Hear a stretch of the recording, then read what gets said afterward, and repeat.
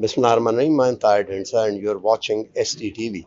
Now globally, this climate issue is truly a global issue, and now the gulf between the US and the Europe seems to be widening. Europe emphasis more on mitigation, where the US is, as the President Trump has said, the drill baby drill. They are more going on to the hydrocarbon. So what is the prudence of, we have today with us a very eminent scholar on climate. I know personally that he was on the environment with Dr. Pervez Hassan and others when climate was not even considered as an issue.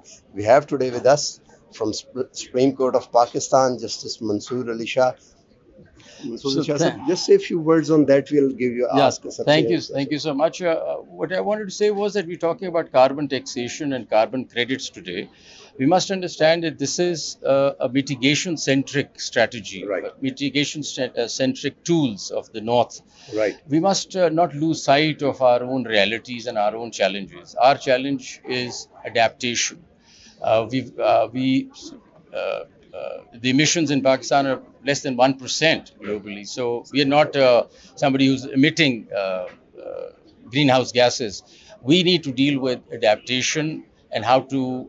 So while we'll talk about adaptation, it is very important that any carbon credits need to have a focus on resilience rather than on finance.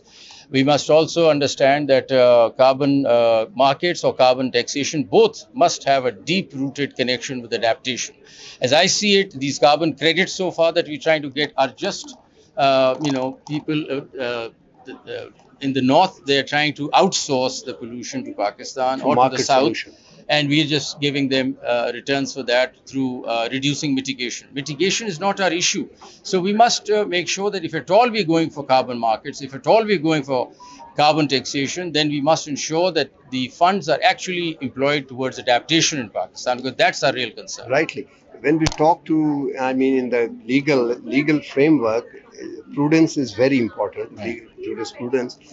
We remember from the history that once before, for fiscal reason, 100 billion was proposed, and the court put its thumb down and said that it should be used for the purpose That's right. So when you talk about taxation, carbon taxation, we would not know where the money goes. You see. Will it be used for adaptation, or maybe it will be used for some other purpose? Because the law on taxation is that it can be used for any other purpose. So maybe it should be a carbon fee rather than a carbon taxation, and we must keep that in mind.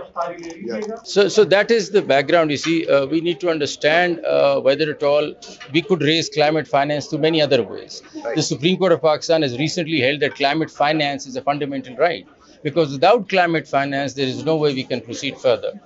Yeah, last question. With this agenda of the North, as you have said, if they source out to the market solution, do you think it will increase poverty? Of course it will, because this is, we get nothing in, we don't get any benefit because of these carbon markets, because what are we doing? We are just giving them credits and getting nothing in return.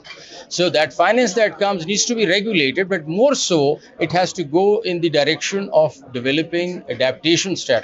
That's Thank you very much, sir. Thank you. Thank you for giving time. Thank you.